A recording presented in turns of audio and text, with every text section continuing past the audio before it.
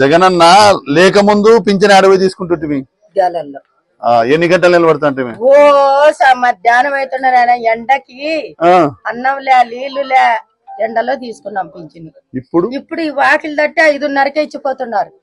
బియ్యం సంవత్సరంన్నర ఫ్రీ బియ్యం వేస్తున్నాడు. నిన్నగానే వేసినాడు ఈ నెల. 2 ఓట్లు ఉంటాయి మమ్మీ. తెలుసులే. ఇప్పుడు రాజారెడ్డి అన్న రాకముందు ఊరు ఎట్టుండే 7 ఓట్లు ఉన్నాయి. 7 మంది ఇంటోటి 2 నా పెద్ద వీడు అన్ని ఆయనకి. కాతల్లి ఇప్పుడు దానికి 2 ఓట్లు ఉంటాయి. ఒకటి ఎమ్మెల్యేకి మనిషికి 2 ఓట్లు ఇస్తారు. రాజారెడ్డి అన్న రాకముందు ఊరు ఎట్టుండే నువ్వు పెద్దదాన్ని చూసించావు కదా, అప్పుడు ఎట్లా ఉండే ఊరు ఇప్పుడు ఎట్టుంది? ఇప్పుడే బాగుంది నాయన. అప్పుడు ఏంది ఉండే కూరగాయల మార్కెట్ పోయినావా? ఇప్పుడు ఎట్లుంది? బాగుంది. బాగుంది కదా. బస్ స్టాండ్ బజారు అన్ని బాగుండాయి. ఆయన 100 సంల్లగా ఉండాలని దీవెనలు. ఆయన తగిలింటే కూడా ఏడ్చినాం మేము.